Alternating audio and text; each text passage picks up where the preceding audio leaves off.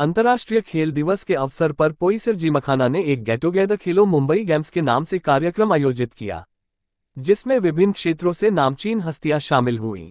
इस अवसर पर पूर्व सांसद गोपाल शेट्टी मुख्य अतिथि के तौर पर उपस्थित रहे। गोपाल शेट्टी जी ने क्या कुछ कहा, आए दिखाते हैं आपको।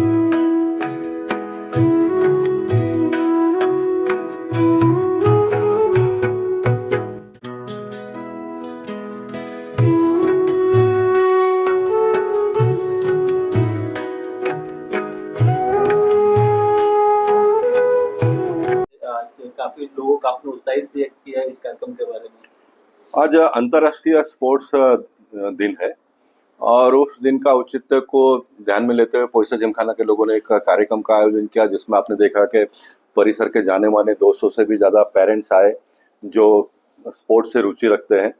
और प्रवीण टिपसे जी जैसे इतने बड़े ख्यातनाम जिन्होंने भारत देश का नाम किया, वो यहाँ पर कार्यक्रम में आए। जया शेट्टी, उनकी वाइफ छाया, ये छत्रपति शिवाजी पुरस्कार एक परिवार के तीनों लोगों को मिला, वो यहाँ पर आए।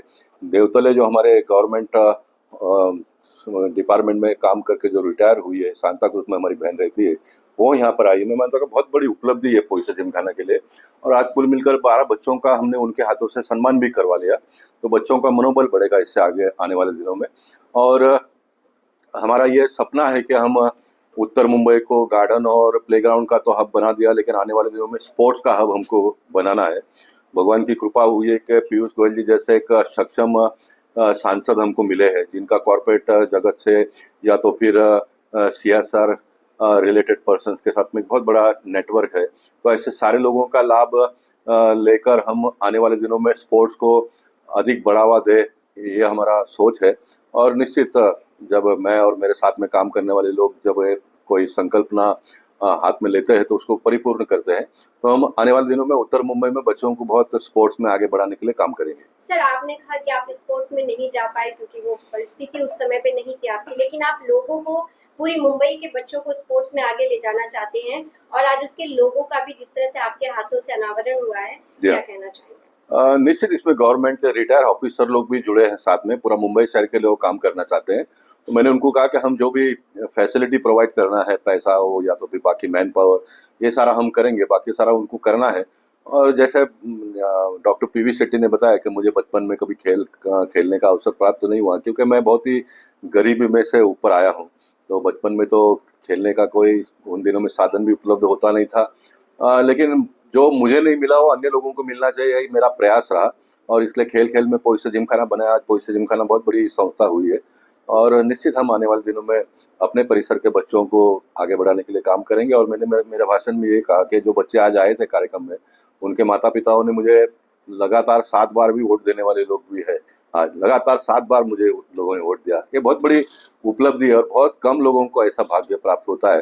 तो मुझे लोगों ने बनाया, तो मेरा जो भी अनुभव है वो मैं लोगों को शेयर करूंगा आने वाले दिनों में। जो 7 बार वोट दिए वो चाहते हैं कि हम 8वीं बार भी आपको वोट दें, लेकिन कुछ ऐसे राजनीतिक दल के नेता हैं जो कह रहे हैं कि आपका पॉलिटिकल कैरियर खत्म हो गया, अभी आप का जो दबदबा है वो खत्म हो गया है। उनको क्या जवाब देंगे सर? देखिए, कुछ रेडीमेड पॉलिटिशियन होते हैं जिन्होंने त्याग तपस्या किए बगैर कुछ लोगों को कुछ मिल जाता, तो इस प्रकार की उटपटांग बातें करते हैं।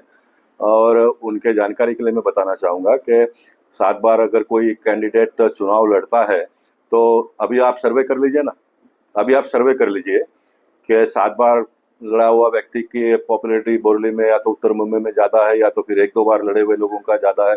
आपको पता चल जाएगा। ये मैंने कहने की आवश्यकता नहीं, लेकिन मैं इतना गर्व जरूर महसूस करता हूँ कि 7 बार चुनाव लड़ने के बाद में भी लोगों को 8वीं बार मैंने ही लड़ना चाहिए, ये लोगों ने सोचना, यही मेरे लिए सर्टिफिकेट बहुत है। तो ऐसे अरे गरे लोग अगर कुछ बात करते हैं तो उसको अनदेखा अनसुना करना चाहिए, ऐसा मुझे लगता है। सर, बहुत सारी जनता बोरीवली की है जिनका वीडियो भी मेरे पास है, उनका कहना है कि आपको बोरीवली से चुनाव और टिकट मिलना चाहिए और आप वहां से कार्य करें, ऐसे वीडियो मेरे पास है सर। ये सब आप मत सवाल भी मुझसे पूछिए, मैं उसका कोई जवाब भी दूंगा नहीं, क्योंकि ये जो लोग हैं ये भी कहेंगे कि ये सब खुद ही टीवी वाले को बुला के ये सब इंटरव्यू देते हैं करके। ये मेरा स्वभाव नहीं रहा है। बोरेली के लोग जानते हैं मैं क्या हूँ करके।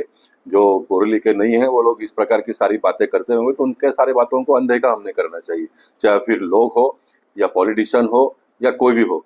मेरे बारे में आपकी जानकारी के लिए भारतीय जनता पार्टी नहीं तो other than Bharatiya Janata party, यानी मैं नाम लूंगा, कांग्रेस के लोग भी कभी गोपाल शेट्टी के बारे में इस तरह की बातें नहीं करेंगे।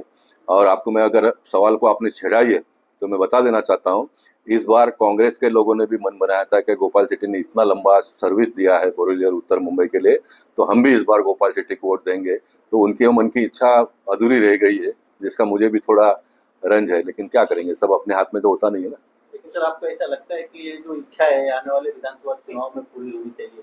अगर पार्टी जिम्मेदारी देती है तो क्या उसके लिए तैयार है गोपाल जी? देखिए, मैं फिर एक बार कहूंगा कि मेरे लिए चुनाव बहुत छोटी चीज है।